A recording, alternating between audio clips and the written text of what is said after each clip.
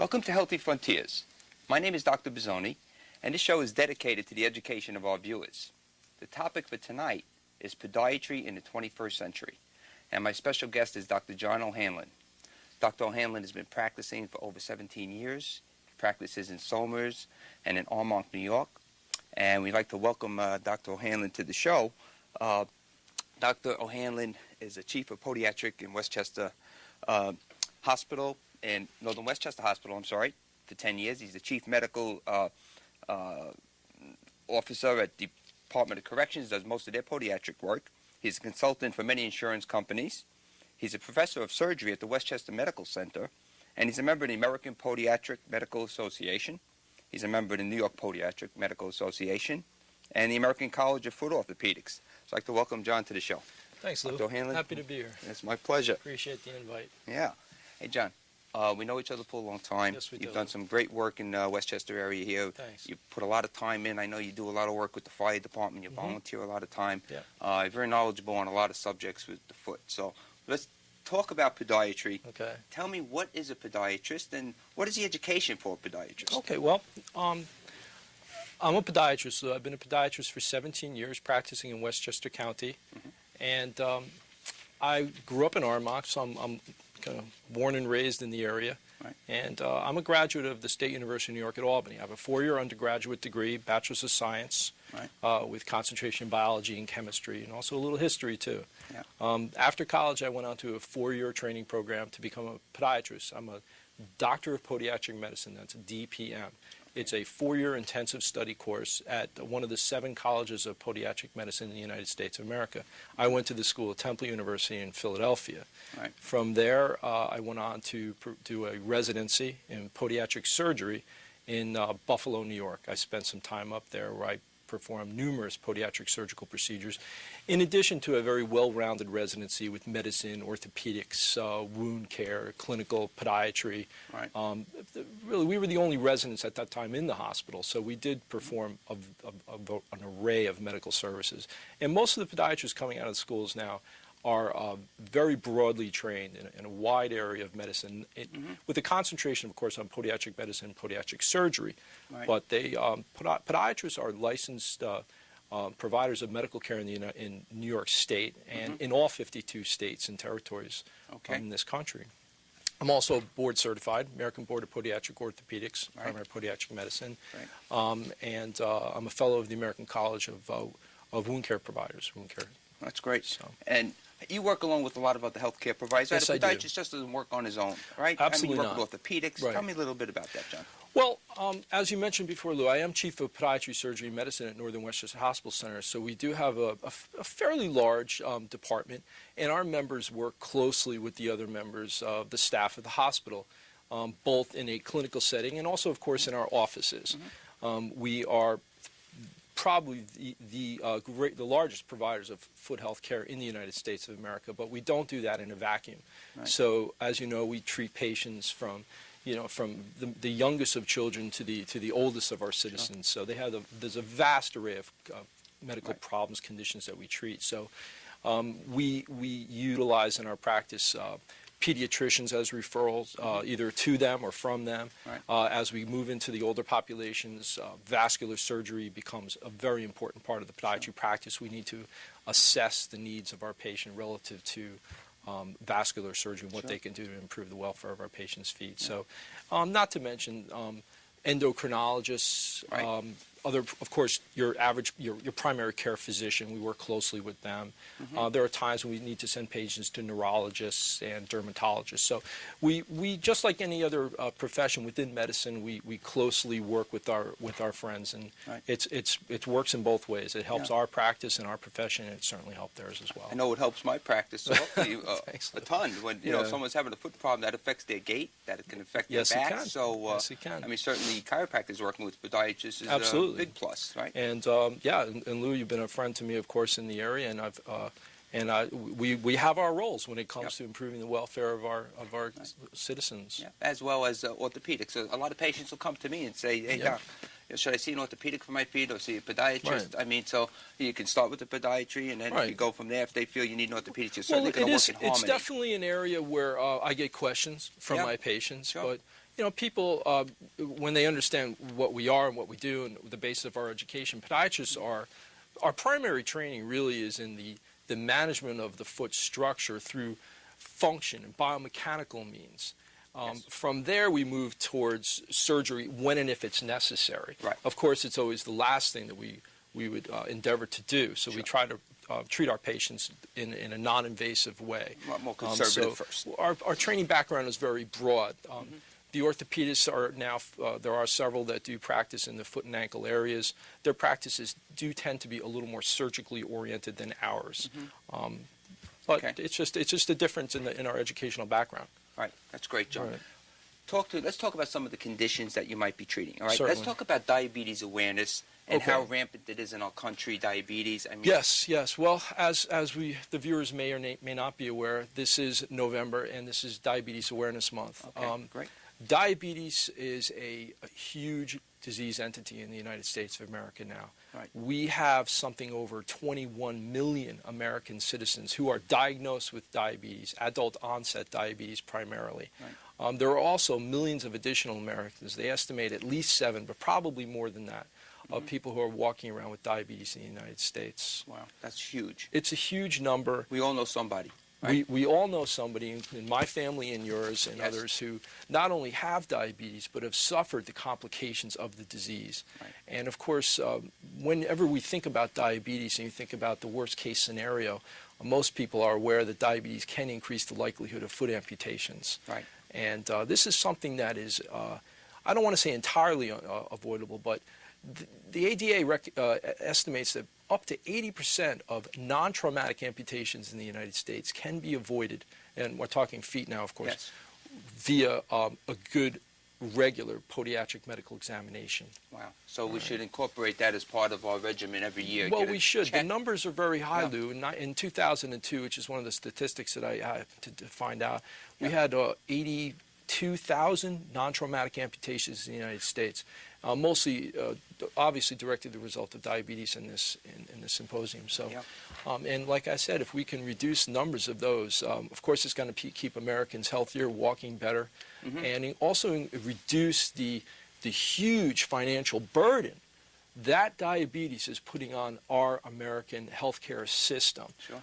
I was at a conference this past year where some pretty scary statistics were mentioned to me. And they were talking about the prevalence of diabetes, especially in the senior population.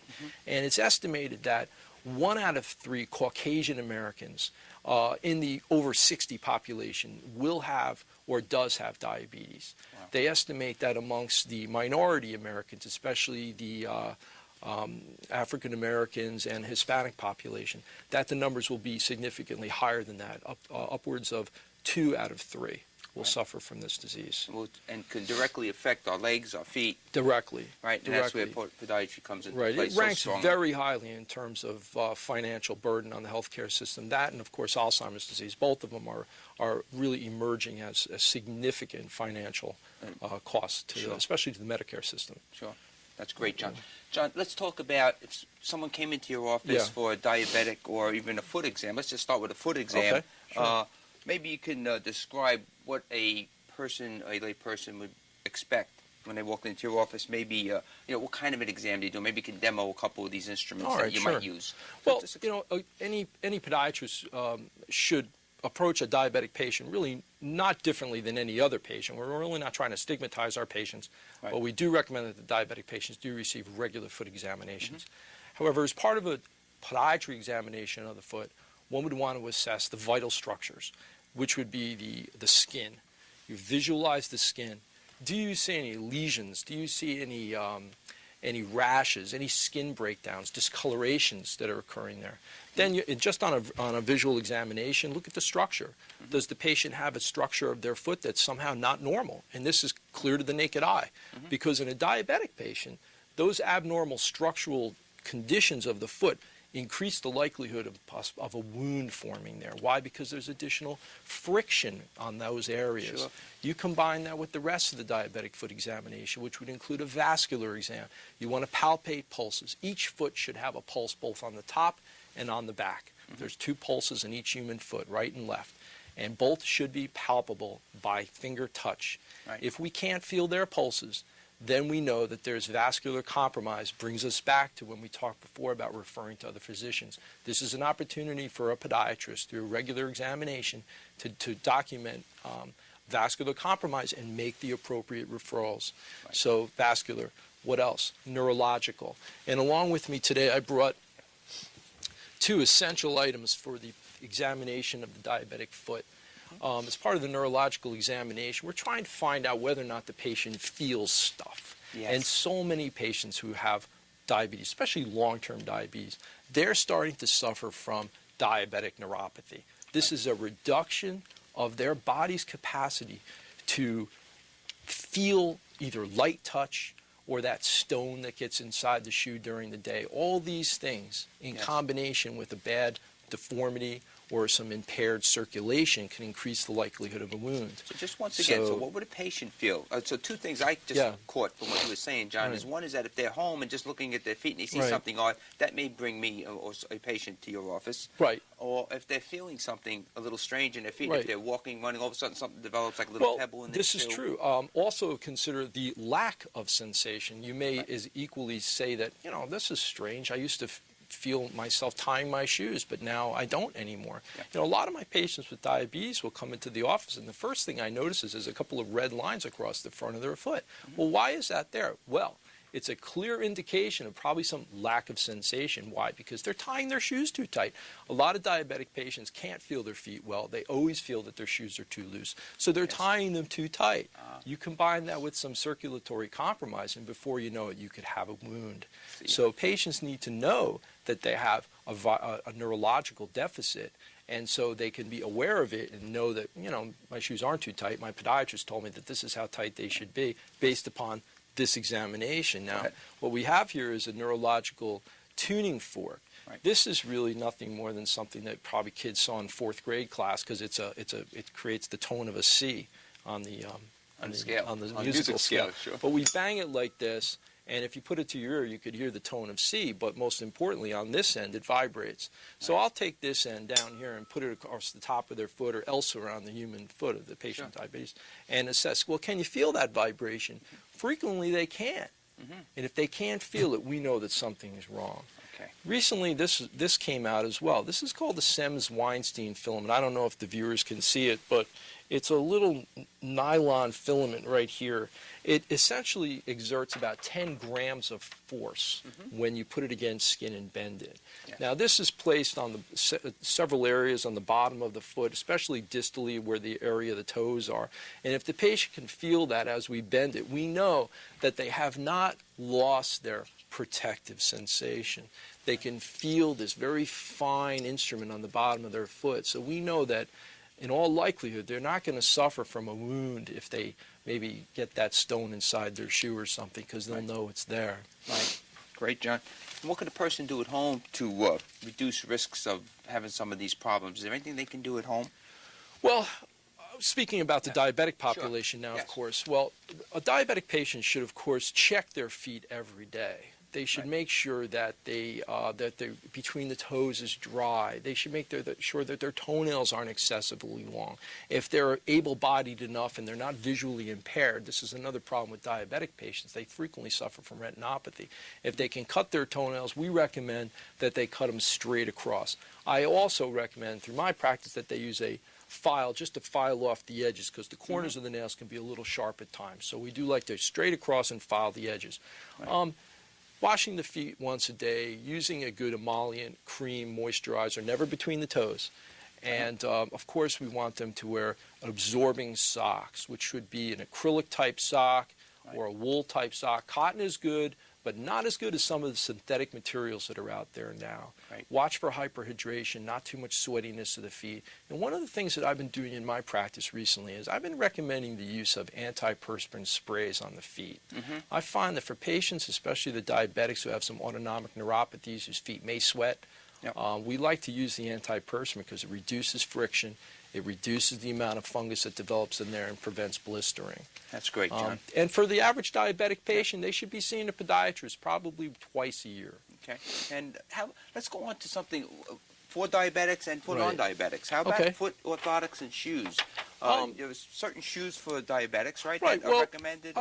Pete, the viewers may or may not be aware that over the course of the past, I believe it's been approximately 5 years now, the federal government through the Medicare program has allowed foot health care providers Right. to dispense shoes, appropriately sized and fitted shoes, to diabetics. The government understands that one of the critical issues in the care of a diabetic foot is proper shoe sizing.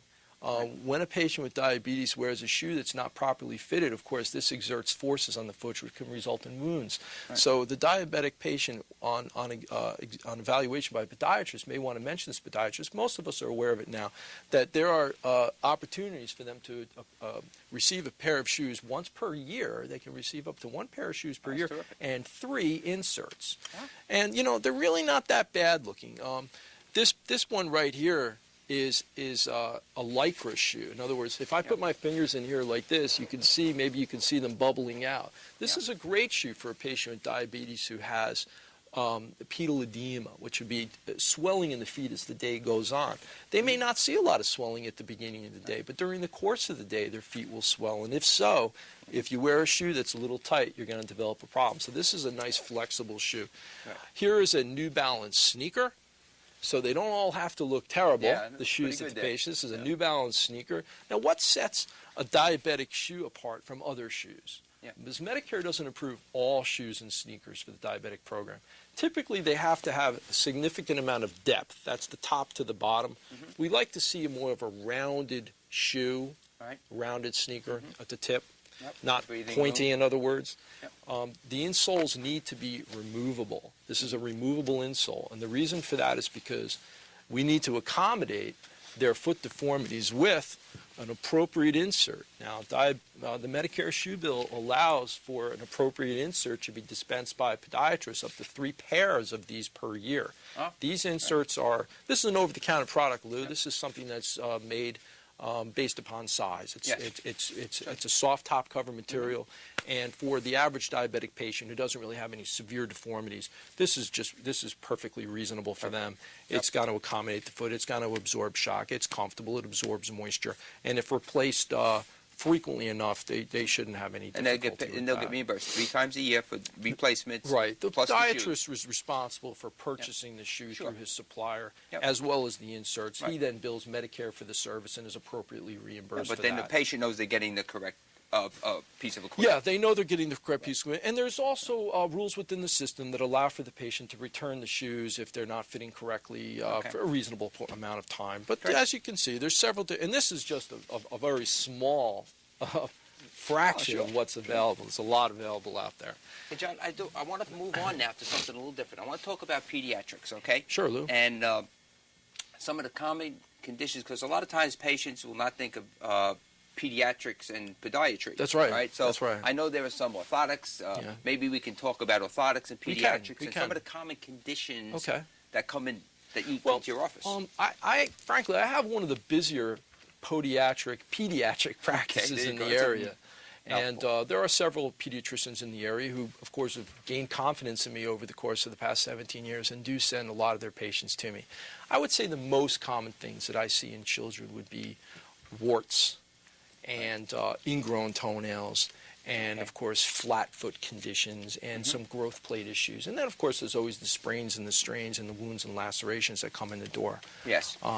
But ingrown toenails are a real common thing in kids, and frequently see it because kids just aren't cutting their nails correctly. They dig in too far on the side, and maybe they're afraid to tell their parents about the condition. And before you know it, you could have a pretty rip-roaring little infection going on there in the foot. So, And a lot of times they'll go to their pediatrician, and hopefully the pediatrician is going to be looking at kids' feet. well, I'm glad you mentioned that, Lou, because I think it's important for parents to understand that when visiting their pediatrician, the pediatrician really should look at the feet. And not only the feet sitting with shoes, socks off, of course, on the exam table, but also when they're standing, because a lot of the deformity that manifests itself in children is something that you're only going to see on weight-bearing. This is as opposed to adults. We as adults have been walking on these feet, whether they be deformed or not, for 20, 30, 40 or more years. Yeah. So the foot deformities that we've had as children that were very flexible, now as an adult have become fairly rigid. So you could actually see it weight bearing or not weight bearing. But in children,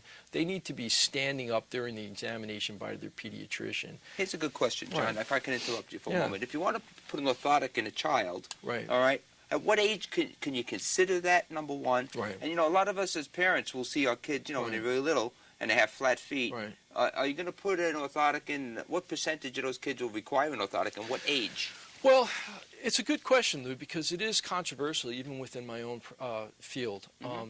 We as podiatrists recommend that children who have sufficient deformity start using an orthotic when they're, oh boy, that's over there, when they are of weight-bearing age. So this would be sometime after the age of 2 to 3.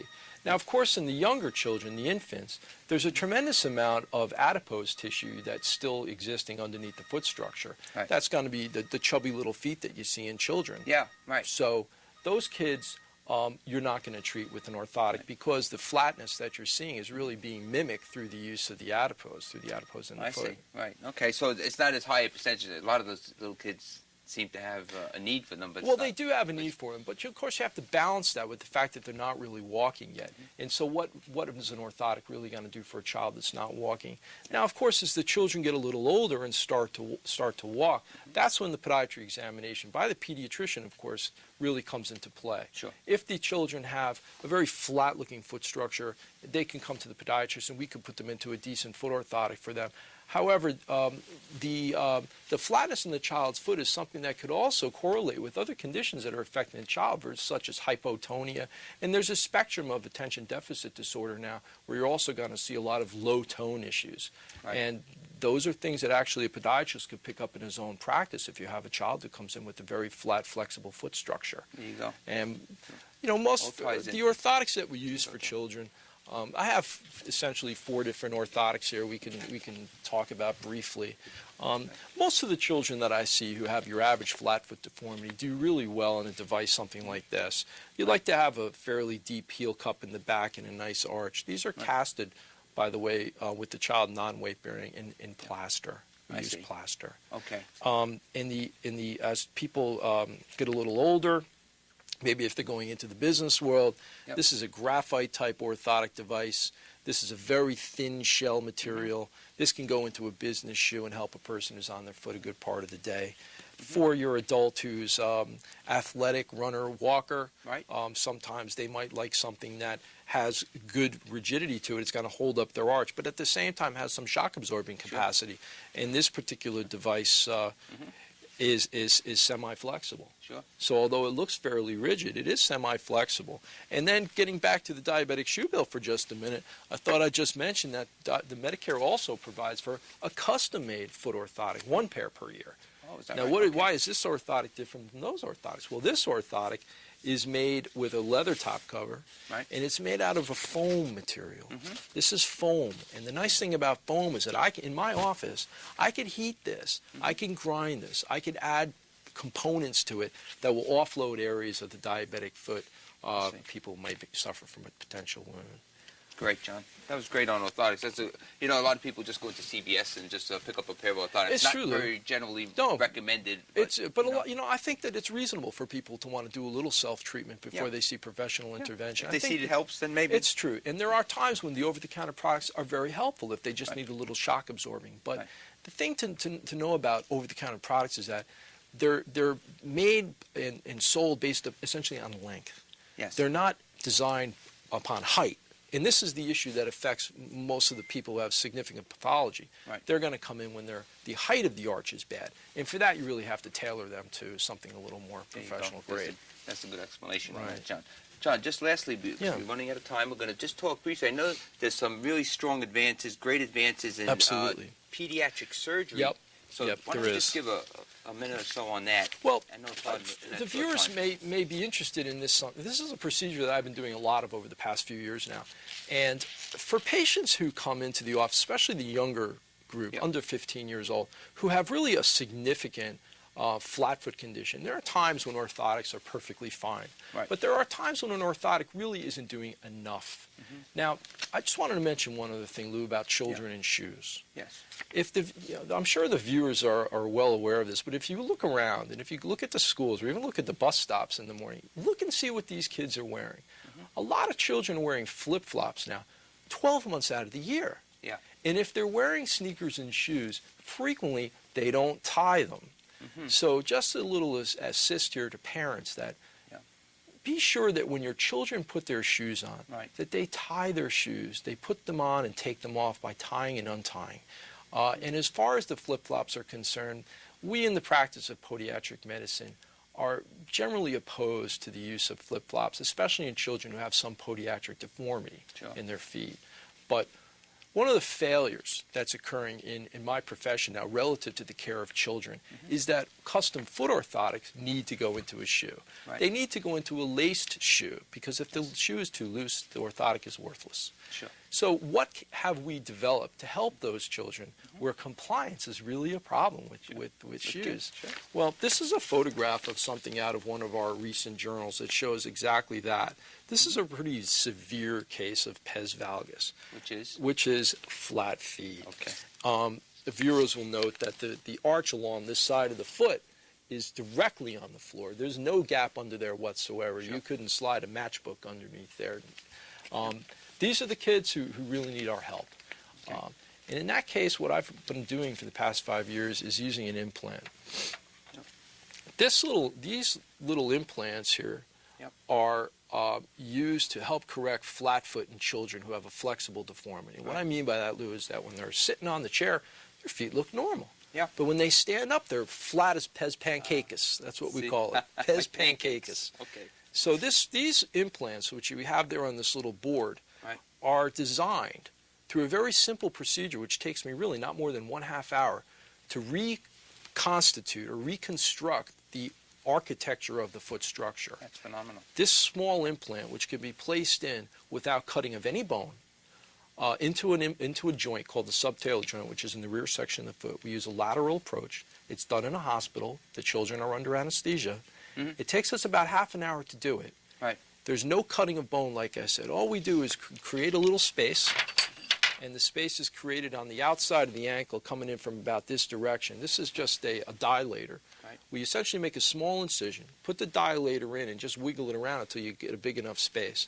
Then we slip one of these implants into the outside of the subtalar joint, and this essentially prevents the foot from moving into the direction which is extreme into pronation. Very low incidence of complications. And one of the nice things about it is we now have an absorbable one. So for people who are concerned about implants that stay in there for years and years, this one is dissolved within 2 years.